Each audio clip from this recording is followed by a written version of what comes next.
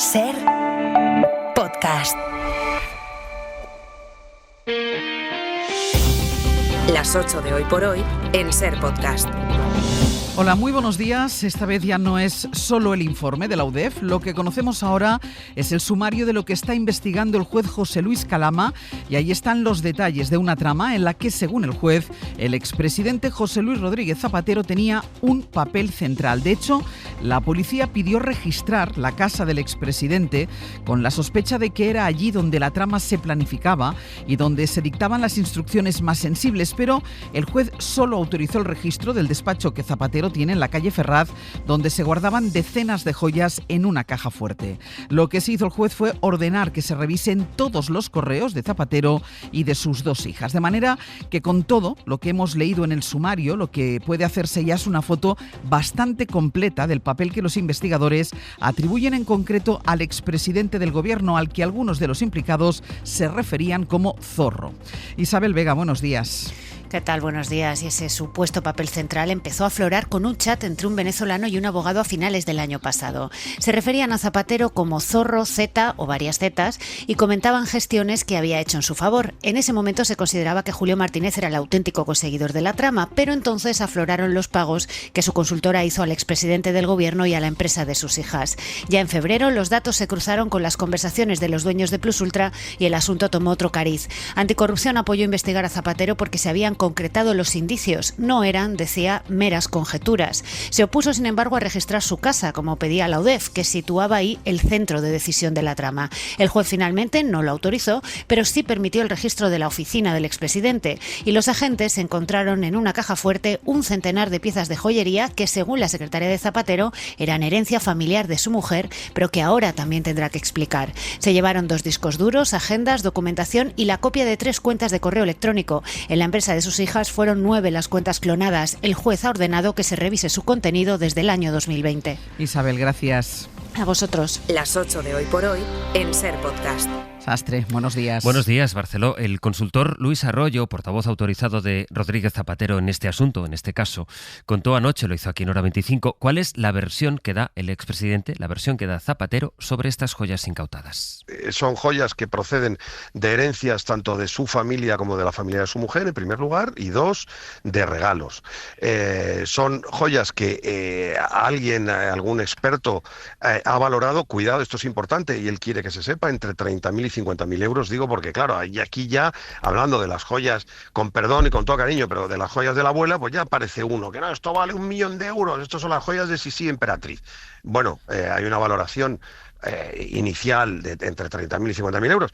Hay otra figura central en esta investigación y es la de Julio Martínez, el amigo de Zapatero, y en cuya casa la policía encontró casi 300.000 euros escondidos en varios rincones. Javier Bañuelos, buenos días.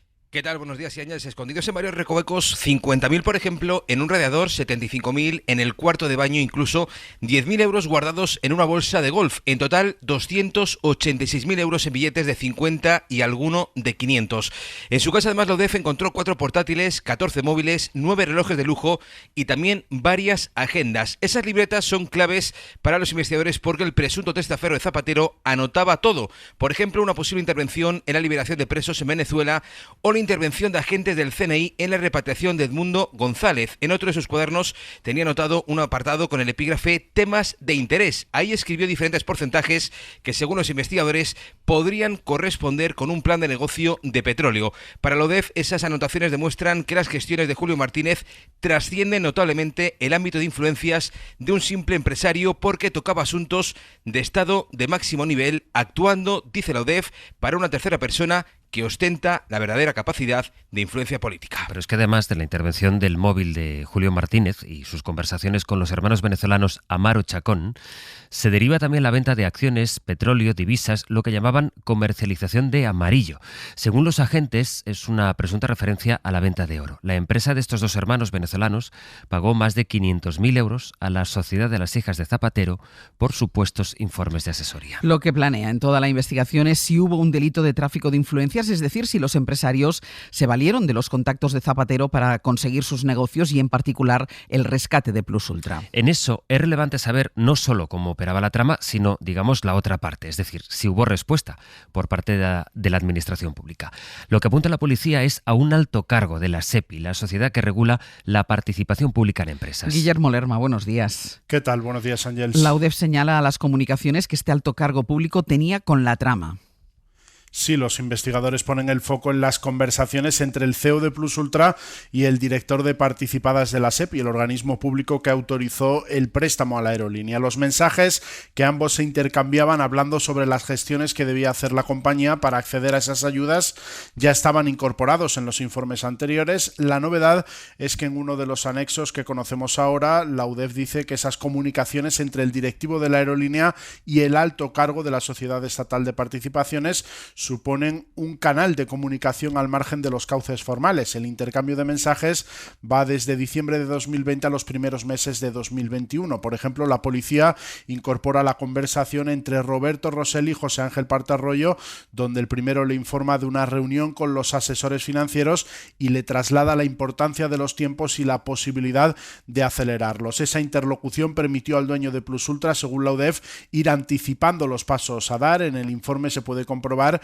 cómo el dueño de la aerolínea va pasando información de su conversación con el alto cargo a otro grupo con el resto de directivos de la sociedad. Guille Baños, seguimos en El Abierto. Un abrazo. Hasta ahora. El impacto político de toda esta investigación es evidente para la izquierda y en particular para el gobierno, donde siguen marcando en rojo la fecha del 2 de junio, cuando Zapatero tiene que declarar ante el juez. Hoy, porque claro, la agenda sigue. Hoy Pedro Sánchez viaja a Roma en los días previos a la visita del Papa a España. De hecho, mañana se verá con León XIV y será después de ese encuentro cuando el presidente del gobierno dará una rueda de prensa, la primera, por tanto, que va a dar desde que se conoció la imputación de Rodríguez Zapatero. Será ahí donde podrá responder a quienes están pidiendo un adelanto electoral. Lo pidió el PNV, ayer lo pidió también Felipe González. Debería verlas. Primera vez que lo digo, debería verlas. Debería verlas. O sea, debería verlas este año. Que habló así también de las capacidades que él ve, o bueno, más bien que no ve, a Zapatero de ser capaz de organizar la trama que se investiga. Yo no lo veo, digamos, con capacidad para montar una ingeniería financiera como la que estoy viendo. Digo, oye, que esto no significa nada más que eso. Dice que él que Zapatero haya llegado en su carrera vital a saber lo que es, no sé qué, una sociedad, o no sé, offshore, una no sé, pues no lo veo. Ahora, que se deje arrastrar por Maduro y por la Delsi que le llama Principito, ya. Es que estoy muy en desacuerdo políticamente con él. Ya les contamos ayer que el PP, que se ha pasado esta legislatura pidiendo el adelanto electoral, prefiere ahora que vaya pasando el tiempo porque cada día que pasa hay un escándalo que desgasta más al PSOE. Josué Coello, buenos días. ¿Qué tal, Ángel? Buenos días. Los socios van cogiendo cada vez más distancia con el Partido Socialista, donde mantienen todavía su defensa Zapatero. Sí, los socios no se plantean dejar caer al gobierno si el caso Zapatero no tiene una relación directa con las cuentas o con la financiación del PSOE, pero a la espera de su declaración del día 2 sí que empiezan a marcar distancias con la figura del expresidente, a quien ponen ya bajo el foco tras una defensa inicial cerrada. Y aunque en el PSOE intentan perimetrar estas críticas, el socio de coalición eleva el tono. El ministro Pablo Bustinduy hablaba así del sumario y de la figura de Zapatero. No he podido verlo en detalle, pero comparto la opinión que comparten millones de españoles y españolas. No me gusta nada lo que está pasando y espero que con luz y taquígrafos se averigüe todo lo que ha pasado y se clarifique. Y a pesar de todo que lo otros ha pasado. socios como Coalición Canaria se ha unido a PNV y Junts pidiendo un adelanto electoral, en Moncloa confían en que vascos y catalanes no estarán en la misma ecuación que Vox en una hipotética moción de censura que por ahora nadie va a poner en marcha. Se agarran a que los puentes entre PNV y PP están rotos tras año y medio de reproches a cuenta del Palacete de París o los acuerdos con el PSOE en Euskadi. Josu, gracias. Hasta ahora. Hoy por hoy noticias. Ser Podcast. En el caso de Begoña Gómez, les adelantamos ayer aquí el informe de la UCO que contraría algunas de las conclusiones a las que ha llegado el juez Peinado. La Guardia Civil dice que la cátedra de la Complutense siguió las normas establecidas y niega que la mujer del presidente del gobierno tenga ingresos opacos. Este informe de la UCO, sin embargo, no altera las conclusiones del juez. Pedro Jiménez, buenos días. El informe de la UCO, que enfría los indicios que atribuye Peinado a Begoña Gómez, no cambia los planes del juez, que mantiene su idea de enviar a juicio ante un jurado popular a la mujer del presidente por 4 delitos. La Guardia Civil cuestiona algunos de los indicios claves, cierto, pero las acusaciones populares consideran que le refuerza en el delito de apropiación indebida porque queda claro que la investigada registró a su nombre el software de la universidad. La causa está pendiente ahora de los últimos recursos ante la Audiencia de Madrid, que piden archivar el caso, pero también de los recursos de las defensas ante Peinado, porque pidió los escritos de acusación y de defensa saltándose el trámite que prevé la ley del jurado para pedir pruebas. Las defensas le han pedido que rectifique, que no vaya tan rápido, y a este recurso, sorprendentemente, se ha sumado la acusación popular que dirige la Asociación Ultracatólica Hazte Oír. Hoy por hoy noticias. Ser Podcast. El Ministerio de Consumo cierra 2 plataformas de predicción, Polymarket y Kalshi, por operar sin licencia. Acaba de publicarlo el Boletín Oficial del Estado. Jordi Fábrega, buenos días. ¿Qué tal? Buenos días. Son las plataformas en las que se gana dinero apostando, por ejemplo, cuando empezará una guerra o si Estados Unidos lo confirmará que hay vida extraterrestre. Sí, la Dirección General de Ordenación del Juego considera que estas plataformas tienen naturaleza de juego de azar y que, por tanto, requiere su actividad tener una licencia administrativa de la que carecen tanto Polymarket como Kalshi. Por eso se les abre un expediente sancionador y se ordena el bloqueo de estas plataformas como medida cautelar mientras se instruye el expediente. Una orden que se publica hoy en el BOE porque no ha podido localizar consumo a los propietarios de estas plataformas. En estos mercados se han jugado, por ejemplo, casi $70.000 en adivinar el número de escaños que obtendría el PP en las últimas elecciones andaluzas. Se llegó a apostar a si Zapatero iba a ser o no detenido antes del mes de abril o qué día reabrirá el estrecho de Hormuz. Estas plataformas, estos mercados de predicción, prometen ganancias en algunos casos de más de $2.000 por cada dólar apostado. Apuestas que suelen hacerse en muchas ocasiones, además, en criptomonedas. Jordi, gracias. Hasta luego. Decíamos que Pedro Sánchez viaja hoy a Roma antes de verse mañana con el Papa y para preparar la visita del pontífice a nuestro país. León XIV viajará a España el próximo 6 de junio. Esta mañana el Papa está en las portadas de todo el mundo por su primera encíclica que ha dirigido contra el tecnofascismo que encarnan los grandes magnates tecnológicos y contra el riesgo que entraña la inteligencia artificial. Escribe León XIV: quien controla la IA impondrá su visión moral y también pequeños grupos muy influyentes pueden condicionar procesos democráticos e incidir en su beneficio y contradiciendo la justicia social. Del impacto de este mensaje nos habla Laura Gutiérrez. La primera encíclica del Papa ha causado el impacto que León XIV pretendía cuando hace un año llegó al Vaticano. Lo dice Julio Martínez, profesor de teología en comillas. Porque al elegir el nombre de León XIV estaba diciéndole a la Iglesia y al mundo que se entendía como un papa para afrontar los grandes retos. Para Javier Sánchez, de la Universidad de Navarra, es un acierto del Papa que llame a la sociedad a cuidar la higiene de la atención. Y a fin de cuentas, pues nuestra atención es un bien preciado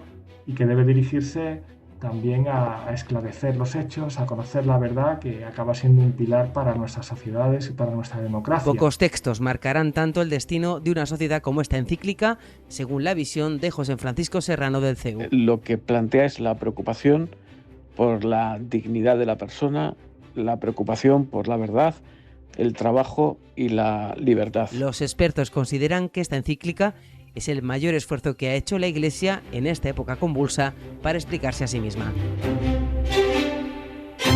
De la guerra de Irán, lo más novedoso son los ataques que ha habido esta madrugada cerca del estrecho de Hormuz, ataques de Estados Unidos a barcos iraníes. Aún así, Washington dice que esto no complica el proceso de negociación abierto con Teherán, del que Trump dijo al principio que nos iba a llevar a una paz inmediata, aunque él mismo moduló luego sus prisas. Jerusalén, Nuria Garrido, buenos días. Buenos días, Ángel. ¿Cuál es ahora mismo la situación? Pues a esta hora Irán sigue guardando silencio sobre estos últimos ataques de Estados Unidos que han matado al menos a 4 miembros de la Guardia Revolucionaria. También sabemos que la delegación iraní continúa en Doha, ciudad a la que llegaron ayer para mantener conversaciones con altos funcionarios de Qatar sobre este acuerdo que sigue en el aire. Un acuerdo que no le interesa a Netanyahu y que ayer, impulsado una vez más por el ala ultra de su gobierno, ordenó intensificar los ataques en el Líbano. Estamos en guerra con Hezbollah y he ordenado pisar el acelerador. Y así ha sido. Durante esta madrugada se han registrado intensos ataques que sonaban así.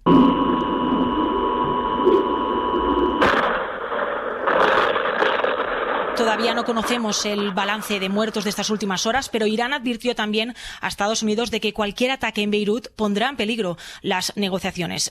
Por cierto, acabamos de conocer también que Pakistán acaba de anunciar que no acepta la invitación de Trump de sumarse a los acuerdos de Abraham, que buscan normalizar las relaciones con Israel. Nuria, gracias. Gracias a ti, Ángels. Uno de los españoles aislados en el Hospital Gómez Ulla de Madrid ha dado positivo en antivirus. Este nuevo paciente, también es un pasajero del crucero Ondius, se encontraba sin síntomas, en cuarentena, como los otros 12, que por cierto siguen dando negativo. Mariola Lourido. Este pasajero del Ondius está asintomático, no tiene síntomas de la enfermedad, pero ayer dio positivo en la PCR. Fue la tercera prueba que se les hizo a los 13 cruceristas que llevan ingresados y en cuarentena en el Gómez Ulla desde el 10 de mayo, desde que llegaron a Canarias. Ha sido trasladado a la unidad de aislamiento de alto nivel, donde permanece también el primer caso de antivirus, el hombre de 70 años que sigue mejorando. Los otros 12 pasajeros han vuelto a dar negativo en la PCR. La semana pasada empezaron a recibir visitas y a salir de la habitación, y el nuevo positivo no cambiará esta cuarentena más flexible porque, según Sanidad, se están tomando todas las medidas de seguridad.